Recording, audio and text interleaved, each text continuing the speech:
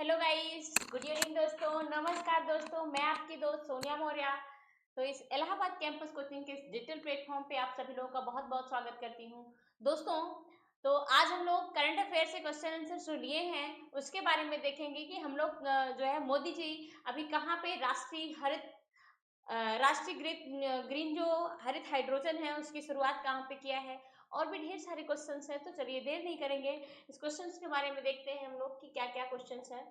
ये रहा आपका पहला क्वेश्चन।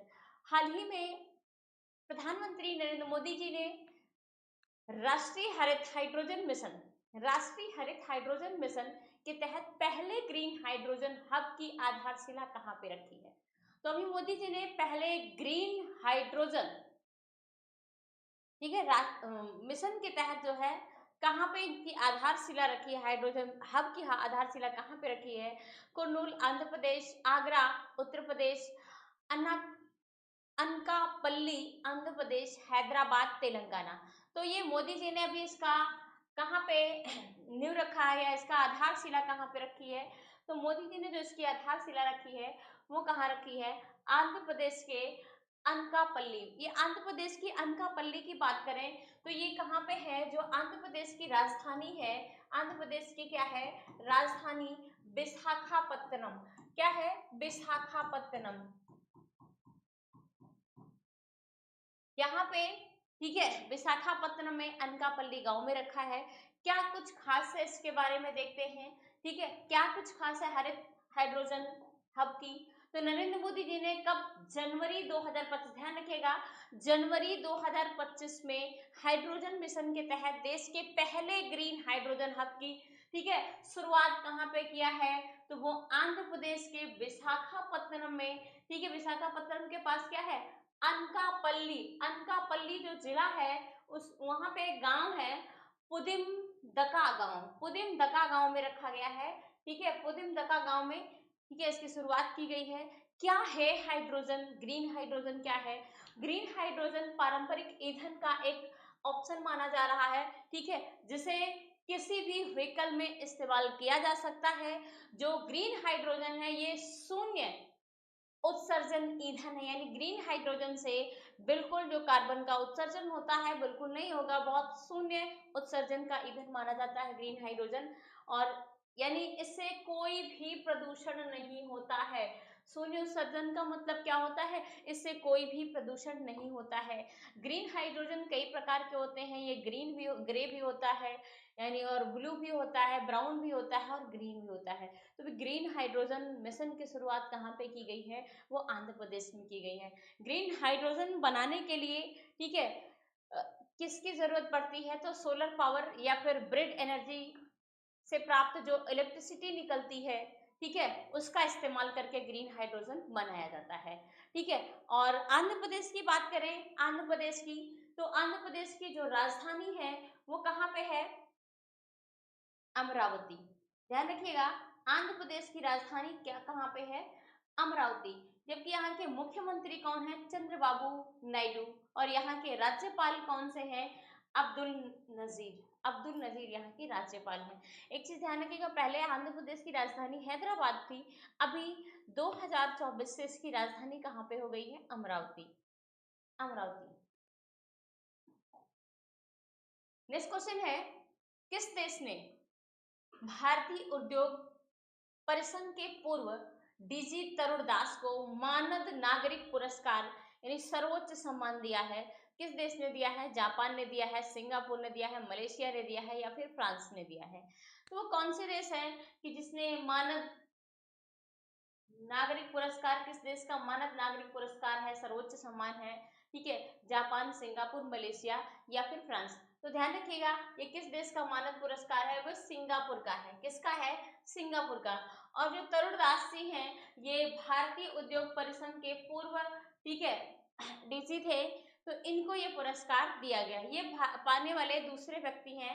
ठीक है, इनके बारे में देखते हैं। सिंगापुर के राष्ट्रपति कौन है, थर्मन थर्मन षणमुगरत्नम।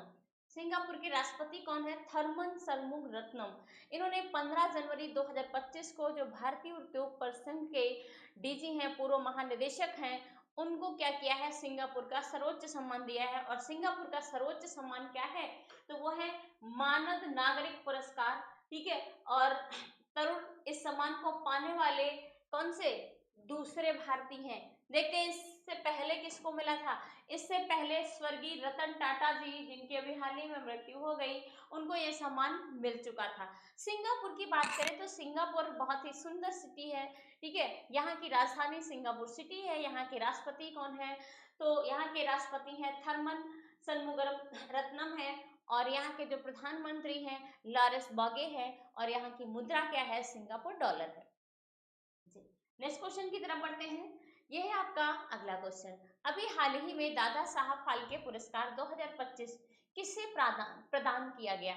जो दादा साहब फाल्के पुरस्कार है 2025 में किस व्यक्ति को दिया गया है। अमिताभ बच्चन को दिया गया है, मोहनलाल को दिया गया है, या कमल हासन को दिया गया है, या फिर रजनीकांत को दिया गया है।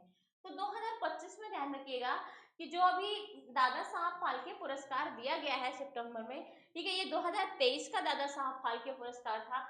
और साउथ के एक्टर हैं मोहनलाल, इनको दिया गया है, ठीक है। तो ये साउथ दक्षिण भारत के हैं, ठीक है, इनको दादा साहब फाल्के पुरस्कार दिया गया है। क्या कुछ खास है, तो ये देखिए मोहनलाल जी हैं, ठीक है, इनको राष्ट्रपति महोदया जो है ये पुरस्कार से आमंत्रित की हैं। और ये पुरस्कार कब दिया गया, 23 सितंबर 2025 को, ठीक है। केंद्रीय सूचना जो प्रसारण मंत्रालय है उसके द्वारा किसको, अभिनेता मोहनलाल को अभी 71वां राष्ट्रीय फिल्म पुरस्कार भी दिया गया है। तो इस राष्ट्रीय फिल्म पुरस्कार हमने नेक्स्ट वीडियो में देखा था कि किसको किसको मिला था, कब इसकी शुरुआत की गई थी राष्ट्रीय फिल्म पुरस्कार की, तो उसमें आप जाके देख सकते हैं, ठीक है। तो राष्ट्रीय फिल्म पुरस्कार किसको दिया गया था, ये आप लोग ध्यान रखिएगा। तो इस समारोह के दौरान ही 2023 का जो प्रतिष्ठित दादा साहब फाल्के पुरस्कार था वो किसको दिया गया है, मोहनलाल जी को दिया गया है। किसको दिया गया है, मोहनलाल जी को दिया गया है। ये दक्षिण भारत के स्टार माने जाते हैं। सर्वश्रेष्ठ इनको मोहनलाल जी को इन्होंने क्या है, इनको 1991 में तब सर्वश्रेष्ठ अभिनेता के लिए राष्ट्रीय फिल्म पुरस्कार के लिए ये चुने गए थे। कब, 1991 में। जबकि वर्ष 2001 में इनको पद्मश्री दिया गया था और 2019 में इनको पद्म भूषण से नवाजा गया था। तो और मोहनलाल जो है, मोहनलाल दादा साहब फाल्के पुरस्कार यानी ये महज 45 वर्ष की आयु में ये पुरस्कार प्राप्त करने वाले सबसे युवा पुरस्कार प्राप्त करता है। ध्यान रखिएगा, सबसे युवा पुरस्कार प्राप्त करता कितने वर्ष में इनको मिला है, महज 45 ईयर की वर्ष में इनको दादा साहब फाल्के पुरस्कार दिया गया है। दादा साहब फाल्के पुरस्कार की शुरुआत कब की गई थी, तो 1969 में पहली भारतीय सिनेमा का सबसे सर्वोच्च पुरस्कार, इसे या जो भारतीय सिनेमा है उसका सबसे सर्वोच्च पुरस्कार क्या है, दादा साहब फाल्के पुरस्कार। जो दादा साहब फाल्के पुरस्कार है, दादा साहब फाल्के पुरस्कार ये किसके क्षेत्र में दिया जाता है, सिनेमा के क्षेत्र में उनके उत्कृष्ट योगदान के लिए दिया जाता है। और दादा साहब फाल्के पुरस्कार प्राप्त करने वाले पहला व्यक्ति या पहली महिला होना चाहिए था, या पहली व्यक्ति कौन होना चाहिए, तो वो थी देविका रानी। रानी को कब दिया गया था, देविका रानी को कब दिया गया था, तो इनको दिया गया था 1969 में दिया गया था, 1969 में दिया गया था। चलिए, तो नेक्स्ट क्वेश्चन है आपका, अभी हाल ही में भारत सरकार ने किस वर्ष को जीडीपी का आकलन वर्ष बनाने की घोषणा की है। भारत सरकार के द्वारा जो हमारे देश की जीडीपी है उसका हर आधार वर्ष रखा गया था, उसको अभी बदल करके वो कौन सा वर्ष घोषित किया गया है, जीडीपी वर्ष 2024-25, 2022-23, 2021-22 या 2020-21। तो ध्यान रखिएगा, भारत का जो जीडीपी वर्ष है उसको भारत सरकार के द्वारा बदल करके 2022-23 कर दिया गया है। क्या कर दिया गया है, 2022-23, ठीक है, 2022-23 कर दिया गया है। तो इसका सही उत्तर क्या हो जाएगा, डी हो जाएगा। सांख्यिकी और कार्यक्रम क्रियान्वयन मंत्रालय की घोषणा के अनुसार भारत सरकार ने सकल घरेलू उत्पाद यानी जीडीपी का आधार वर्ष 2011-12 से संशोधित करके क्या कर दिया है, 2022-23 कर दिया। ध्यान रखिएगा, यहाँ से क्वेश्चन पूछा जा सकता है, इंपॉर्टेंट है। और ये जो संशोधित आंकड़े होंगे ये कब से लागू होंगे? 27 फरवरी 2026 से जारी किए जाएंगे। ठीक है, कब से? 27 फरवरी 2026 को ये क्या किए जाएंगे? जारी किए जाएंगे। नेक्स्ट क्वेश्चन है, अभी हाल ही में किस राज्य ने युवाओं को विदेशी भाषा में प्रशिक्षित करने के लिए सीएम फ्लाइट नामक योजना शुरू की है? सीएम फ्लाइट नामक योजना किस राज्य ने शुरू किया है? असम ने शुरू किया है, या फिर अरुणाचल प्रदेश ने शुरू किया है, या फिर आपका मिजोरम है, या फिर मेघालय है? कौन सा राज्य है जो इसके लिए जिन्होंने सीएम फ्लाइट योजना शुरू की है? तो इसका सही उत्तर क्या होगा? असम सरकार ने, असम राज्य ने क्या किया है? इन्होंने सीएम फ्लाइट योजना शुरू किया है, असम राज्य में शुरू किया गया है। और अगर हम बात करें इस योजना का मुख्य उद्देश्य क्या है? असम में जो युवाओं को वैश्विक रोजगार के अवसर के लिए क्या करना है? इनको विश्व में जो रोजगार के अवसर हैं उनके लिए इसको तैयार करना है। इसीलिए सीएम फ्लाइट योजना की शुरुआत असम सरकार के द्वारा 2025 में की गई है। असम की बात करें तो असम की राजधानी पूर्वोत्तर भारत का एक खूबसूरत राज्य है जिसकी राजधानी क्या है? दिसपुर है। और यहाँ के मुख्यमंत्री कौन है? हेमंत बिस्वा है, हेमंत बिस्वा शर्मा। और यहाँ के जो राज्यपाल है लक्ष्मण प्रसाद आचार्य है। यहाँ के जो राज्यपाल है लक्ष्मण प्रसाद आचार्य है। नेक्स्ट क्वेश्चन की तरफ बढ़ते हैं। ये रहा आपका अगला क्वेश्चन। हाल ही में भारत ने पहली बार रेल आधारित मोबाइल लॉन्चर प्रणाली से किस मिसाइल का परीक्षण किया जिससे भारत चुनिंदा देशों की श्रेणी में पहुंच चुका है या चुनिंदा देशों की श्रेणी में आ गया है? पृथ्वी 5, पृथ्वी 1, अग्नि 5 या अग्नि प्राइम? वो कौन सी मिसाइल लॉन्च की गई है और किसके द्वारा पहली बार मोबाइल लॉन्चर प्रणाली से किया गया है? ठीक है, और किसने? रेल आधारित मोबाइल। तो ये हो जाएगा आपका, इसका सही आंसर क्या हो जाएगा? अग्नि प्राइम। अग्नि प्राइम इसका सही उत्तर होगा। क्या है अग्नि प्राइम के बारे में देखते हैं। भारत ने रेल आधारित मोबाइल प्लेटफॉर्म से क्या किया है? अग्नि प्राइम मिसाइल का सफल परीक्षण किया है। और क्या है? ये रक्षा प्रौद्योगिकी के क्षेत्र में एक बड़ी उपलब्धि हासिल की गई है भारत के द्वारा। इस सफलता के साथ साथ भारत उन चुनिंदा देशों में शामिल हो गया है जैसे अमेरिका हो गया, चीन है और रूस, जो रेल प्लेटफॉर्म के लिए बेसाल्टिक मिसाइल को लॉन्च करने में सक्षम है। तो भारत भी अब क्या है कि रेल प्लेटफॉर्म से, ठीक है, बेसाल्टिक मिसाइल को लॉन्च करने में भारत भी सक्षम हो जाएगा। तो भारत दुनिया का चौथा देश बन गया है अमेरिका, चीन और रूस के साथ। अग्नि प्राइम किसके द्वारा ये इसका डेवलपमेंट किया गया था? किसके द्वारा इसको विकसित किया गया था? तो ध्यान रखिएगा, ये डीआरडीओ के द्वारा किया गया था। किसको द्वारा किया गया था? डीआरडीओ के द्वारा किया गया था। ठीक है, रक्षा अनुसंधान संस्थान के द्वारा किया गया था। और इस श्रृंखला का ये सबसे नवीनतम संस्करण है। डीआरडीओ की स्थापना की बात करें तो डीआरडीओ की स्थापना हुई थी 1958 में और इसका मुख्यालय कहाँ पे है? दिल्ली में है। और इसके वर्तमान अध्यक्ष कौन है? Doctor Sameer B Kamat. Doctor Sameer B Kamat इसके वर्तमान में अध्यक्ष हैं। किसके? डीआरडीओ के। नेक्स्ट क्वेश्चन है, अभी हाल ही में भारत को विश्व प्रतिस्पर्धात्मक सूचकांक 2025 में कौन सा स्थान दिया गया है? तो 2025 में भारत को विश्व प्रतिस्पर्धात्मक सूचकांक में कौन सा स्थान मिला है? 41वां स्थान मिला है, 42वां स्थान मिला है, 43वां या फिर 44वां? तो ध्यान रखिएगा, इसमें जो भारत को स्थान प्राप्त हुआ है 41वां स्थान प्राप्त हुआ है। भारत को कौन सा स्थान मिला है? 41वां स्थान मिला है, 41वां स्थान मिला है। चलिए देखते हैं इस सूचकांक को। भारत 69 देशों में से 41वें स्थान पर है, जबकि 2024 की बात करें, भारत 2024 में कौन से स्थान पे था? 39वें स्थान पे था। यानी दो स्थान पर था, दो स्थान पीछे था, अभी 2 स्थान पे आ गया। और इस सूचकांक में स्विट्जरलैंड स्विट्जरलैंड को शीर्ष स्थान मिला है और सिंगापुर को दूसरा स्थान मिला है, जबकि सिंगापुर को कौन सा स्थान मिला है, इसको सेकंड स्थान मिला है। और वहीं पे बात करें जो हमारा हांगकांग है, हांगकांग को तीसरा स्थान मिला है। 169 देशों में भारत को 141वें स्थान पर है, ठीक है। और 2024 में, अच्छा ये रिपीट हो गया है, सूचकांक को स्विट्जरलैंड पहले स्थान पर है। सिंगापुर,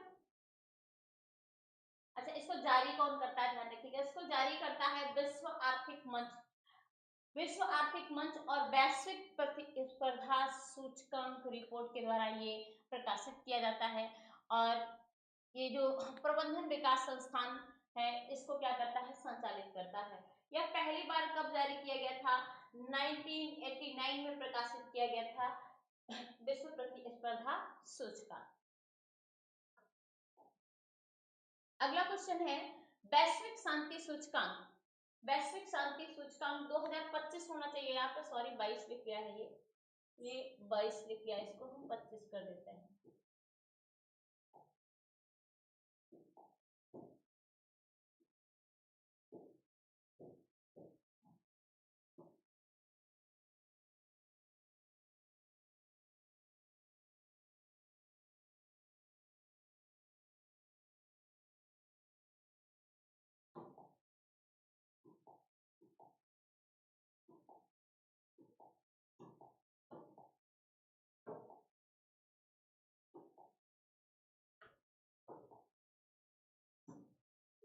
हमारा जो वैश्विक शांति सूचकांक है उसको भारत में कौन सा स्थान मिला है, तो 2025, ध्यान रखिएगा 2025 में वैश्विक शांति सूचकांक 2025 में भारत को कौन सा स्थान प्राप्त हुआ है, 110वां स्थान प्राप्त हुआ है या 115वां, 120वां या फिर 125वां।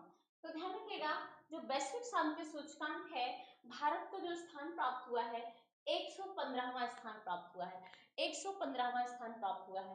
चलिए देखते हैं पहले स्थान पे कौन सा, हमारा पहले स्थान पे कौन सा देश है।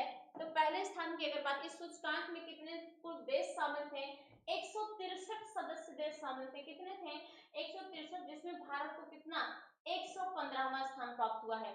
इसका जो प्रकाशन होता है सूचकांक institute for economy and peace के द्वारा, ठीक है, कब से, ये 2007 से प्रकाशित किया जा रहा है प्रतिवर्ष। प्रमुख संकेत में अगर हम बात करें तो यह 23 गुणात्मक एवं मात्रात्मक संकेतों के माध्यम से 3 प्रमुख श्रेणियों के जो स्तर होता है उसको मापता है और क्या करता है, इस सूचकांक को क्या करता है, शांति सूचकांक को जारी करता है। पहला क्या है कि जो इसका मापक है सामाजिक सुरक्षा एवं संरक्षा, सामाजिक सुरक्षा एवं संरक्षा। दूसरा है घरेलू एवं अंतरराष्ट्रीय संघर्ष की तीव्रता। तीसरा है सैन्यीकरण की स्थिति। तो ये 3 ऐसे इसके मापक स्तर हैं जिसके द्वारा ये मापा जाता है, ठीक है। और 2025 में सबसे शांतिपूर्ण देश की बात करें, सबसे शीर्ष स्थान पे कौन सा देश है, तो आइसलैंड, ये क्या है, सबसे शांतिपूर्ण देश है आइसलैंड।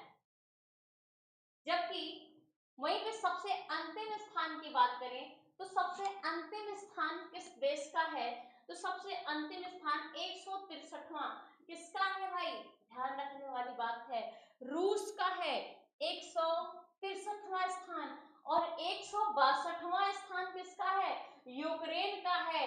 और आपका 161वां स्थान 161 स्थान किसका है, सूडान का है। और आइसलैंड की बात करें तो ये पहले स्थान पे है, जबकि आपका आयरलैंड दूसरे स्थान पे है, न्यूजीलैंड तीसरे स्थान पर है और ऑस्ट्रिया चौथे स्थान पर है और यहीं पे आपका स्विट्जरलैंड ये 5वें स्थान पर है। तो ध्यान रखिएगा पहले स्थान पे आइसलैंड है, दूसरे स्थान पे आयरलैंड है, तीसरे स्थान पे न्यूजीलैंड है, चौथे स्थान पे ऑस्ट्रिया है और 5वें स्थान पे स्विट्जरलैंड है। सबसे अंतिम स्थान है रूस का 163वां स्थान है और जबकि 162वां यूक्रेन का, 161वां है सूडान का। भारत का स्थान कितना है, तो अभी हमने देखा 115वां स्थान शांति के मामले में। नेक्स्ट क्वेश्चन है वैश्विक नेटवर्क तत्परता सूचकांक। वैश्विक नेटवर्क तत्परता सूचकांक 2025 में भारत को कौन सा स्थान प्राप्त हुआ? तो जो वैश्विक नेटवर्क तत्परता सूचकांक है 2025 में भारत को कौन सा स्थान प्राप्त हुआ है? ठीक है, 36वां स्थान प्राप्त हुआ है, 38वां, 40वां या फिर 42वां? वैश्विक नेटवर्क तत्परता सूचकांक की अगर हम बात कर लें तो भारत को जो स्थान मिला है वो मिला है 36वां स्थान। कौन सा स्थान मिला है? 36वां स्थान मिला है। वैश्विक नेटवर्क तत्परता सूचकांक 2025 में 170 देशों में से, ठीक है, कितना? 170 देशों में से भारत को जो स्थान प्राप्त हुआ है कौन सा? 36वां स्थान प्राप्त हुआ है। यह सूचकांक आंकड़े के अंकटाड के द्वारा जारी किया जाता है। किसके द्वारा जारी किया जाता है? अंकटाड के द्वारा। जो अग्रणी प्रौद्योगिकी देश होते हैं वो उनके लिए जारी किया जाता है। इस सूचकांक में अमेरिका लगातार 3 वर्षों से पहला स्थान प्राप्त कर रहा है, जबकि सिंगापुर और फिनलैंड दूसरा तीसरा स्थान प्राप्त कर रहे हैं।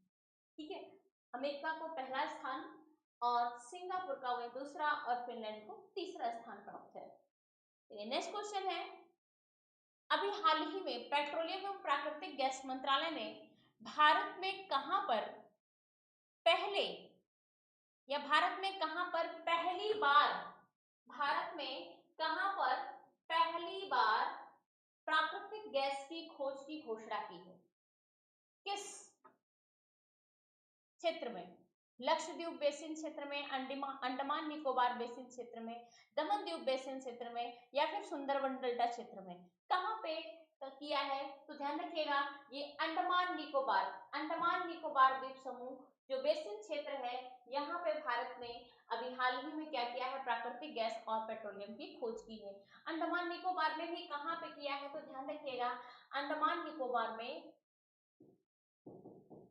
जो हमारा अंडमान है, अंडमान में इसकी जो राजधानी है श्री विजयपुरम। कहाँ पे? श्री विजयपुरम। श्री विजयपुरम की बात करें तो ये दक्षिणी अंडमान में है। कहाँ पे है? दक्षिणी अंडमान में है।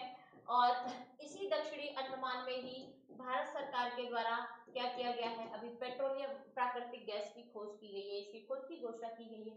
और अंडमान के बारे में बात करें तो इसी जो अंडमान है, अंडमान और निकोबार को 10 डिग्री चैनल, ध्यान रखिएगा, 10 डिग्री चैनल अंडमान और कार निकोबार को अलग करती है। अंडमान